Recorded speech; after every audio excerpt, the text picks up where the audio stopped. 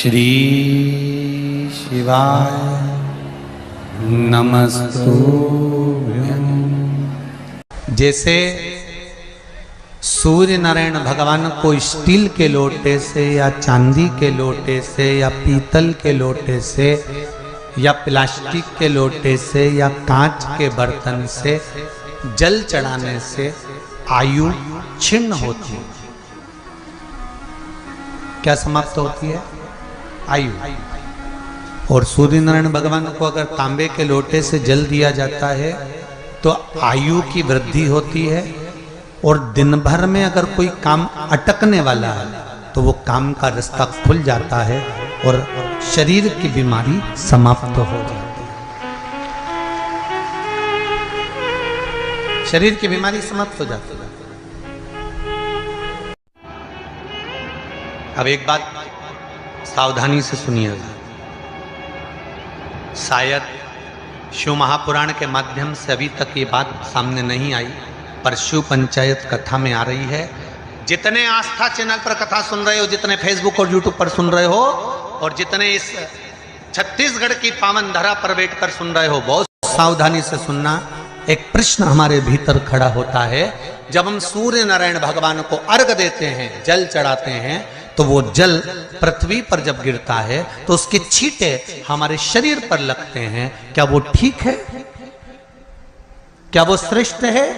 तो शिव महापुराण की कथा कहती है, जब हम सूर्य को अर्घ देते हैं, सूर्य को जल चढ़ाते हैं, वो पानी जब पृथ्वी पर गिरता है, उसके छींटे हमारे शरीर पर लगते हैं, तो वो श्रेष्ठता का भाव निर्मित करते हैं। वो गलत नहीं हो सकता। कारण अब वो भी समझ लीजिए।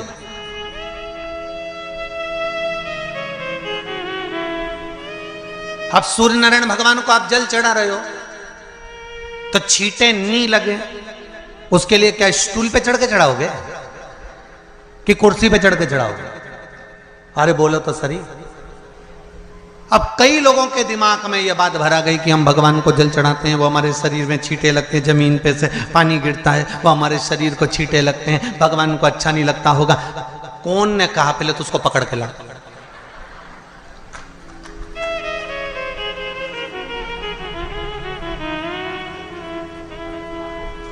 क्योंकि मेरे राम जी महाराज, मेरे भगवान कृष्ण, बड़े बड़े संत, साधु, सन्यासी, तपस्वी, साधक, उपासक जितने भी हुए, जिन्होंने सूर्य की आराधना करी, इन्होंने टेबल पे चढ़कर या कुर्सी पे चढ़कर जल नहीं चढ़ाया। इन्होंने पृथ्वी पर खड़े होकर ही, क्योंकि पृथ्वी तत्व के देव हैं शिव। जब हम मृत्यु लोक पर खड़े होकर, पृथ्वी पर खड़े होकर भगवान शंकर का भाग पृथ्वी तत्व को धारण कर कर जल को हाथ में लेकर जब समर्पित करते हैं, और जो जल नीचे गिरता है वो शरीर पर अगर लगता है तो हमको उसका आशीर्वाद ही प्राप्त होता है, दोष नहीं लगता। पर लोगों ने इसको विपरीत कर दिया। कि कौन ने विपरीत करा? कई लोगों ने इसको विपरीत कर दिया। कौन ने विपरीत करा? तो जो दूसरे धर्म के लोग होते हैं, जिनको हिंदू धर्म से नफरत होती है और जो हिंदू धर्म की पूजन, सेवा, अर्चना को समाप्त करना चाहते हैं, वो धीरे धीरे धीरे धीरे कहने लगे कि सूर्य को जल चढ़ाओगे तो शरीर में लगेगा, शरीर में लगेगा तो दोष लगेगा। इसको कह कहकर घर घर में सूर्य को जल चढ़ाना लोगों ने बंद कर दिया कि आप जल चढ़ाएंगे तो दोष लगेगा, शरीर पे छींटा लगेगा, शरीर को ऐसा लगेगा। ये दोष नहीं है। कितनी सुंदर बात है महाराज। सूर्य नारायण भगवान को जब जल चढ़ाया जाता है, हाथ सिर से 8 इंच की दूरी पर होना चाहिए। जम के बोलिए, सिर से कितना ऊंचा होना चाहिए? 8 इंच ऊपर अपना हाथ होना चाहिए मस्तक से सूर्य को जल चढ़ाते समय। और ना चांदी का, ना स्टील का, ना लोहे का, ना प्लास्टिक का, ना कांच का, ना सोने का कोई बर्तन, ना कांसे का, ना एल्युमिनियम का, ना पीतल का, केवल एक पात्र होना चाहिए, वो है तांबे का। काय का पात्र होना चाहिए? तांबे का पात्र। और सूर्य नारायण भगवान को जब 8 इंच ऊपर तुम्हारा हस्त है। और जब हम सूर्य को जल चढ़ा रहे हैं, कैसे जल चढ़ाना है वो भी समझ लीजिए। अगर कोई कैंसर का मरीज है, जिसके चेस्ट में कैंसर आ गया हो, लेफ्ट में राइट में कहीं पर कैंसर आ गया हो, या कोई गठान आ गई हो, तो महाराज आप जल चढ़ाते समय उस जल की धार को सूर्य भगवान को जब चढ़ा रहे हो तो धार आपकी गठान की ओर जाना चाहिए, जिससे सूर्य की किरण उस जल में से आपके उस स्थान पर पड़े, उस जगह पर पड़े जहां पर गठान है। महाराज आप लगातार जल तो चढ़ाना चालू करो, अच्छे अच्छे डॉक्टर फेल हो जाएंगे और कह देंगे गठान ठीक हो गई। आपका लीवर और किडनी गड़बड़ कर रहा है, आप प्रतिदिन आपका स्वास्थ्य गड़बड़ रहता है, आप प्रतिदिन ये ज्योतिष शास्त्र के अंतर्गत, रत्न शास्त्र के अंतर्गत, ये रत्न शास्त्र, ज्योतिष शास्त्र, रंग शास्त्र जो हमारे यहाँ है, रंगों के हिसाब से ये जितने रत्न होते हैं, माणिक हुआ, मोती हुआ, नीलम हुआ, मूंगा हुआ, पुखराज हुआ, ये क्यों कहते हैं ये पीला है, ये सफेद है, ये नीला है, ये लाल है, इसको शरीर में क्यों पहनाते हैं? उसका कारण होता है कि जब शरीर में पहनते हैं, सूर्य की किरण उसमें पड़ती है, हमारे शरीर पर वो कलर का इफेक्ट पड़ता है, उस कलर को शरीर पर लगता है, और शरीर पर लगता है तो हमारा शरीर धीरे धीरे, हमारी जो इंद्रियां हैं वो सही होने लगती हैं, काम सही होने लगती है। और सूर्य नारायण भगवान का दर्शन साधारण नहीं, जो जल तुम चढ़ा रहे हो, वो जल की जो धार आ रही है उसमें सूर्य का दर्शन होना चाहिए, तो कैंसर की बीमारी कभी नहीं हो सकती। लीवर, किडनी, हार्ट, आपके हार्ट में अगर तकलीफ है, डॉक्टर ने कह दिया कि इसमें नस चोक है, आपको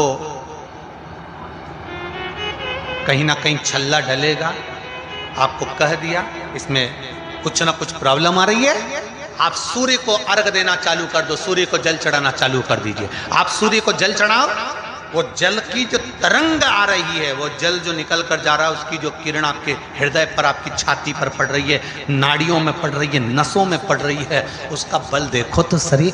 1 महीना लगातार चढ़ाओ, तो 15 दिन 20 दिन कर तो देखो। क्यों राम जी महाराज जल चढ़ाते थे? क्यों भगवान कृष्ण जल चढ़ाते थे सूर्य को? क्यों दशरथ जी महाराज जल चढ़ाते थे? क्यों कश्यप ऋषि जल चढ़ाते थे सूर्य को? सारे 33 कोटि देवता, सारे ऋषिवर, साधु संत सन्यासी तपस्वी साधक उपासक सब भगवान सूर्य को अर्घ दिया करते थे। क्यों देते थे? किस लिए?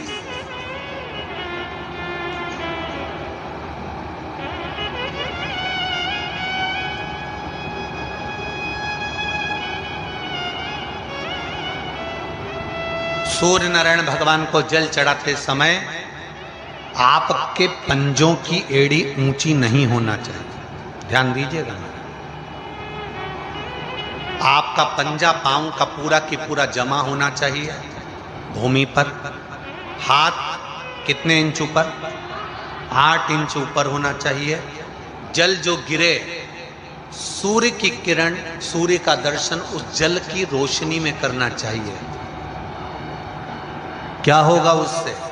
जिस बच्चे को आंख में चश्मा लगा हो, मोटे से मोटा चश्मा लगा हो, छूट नहीं रहा हो, तो थोड़े दिन उसको सूर्य का अर्घ चढ़वाना चालू कर दो और जल में से सूर्य का दर्शन कराना चालू कर दो। सूर्य का दर्शन जल में से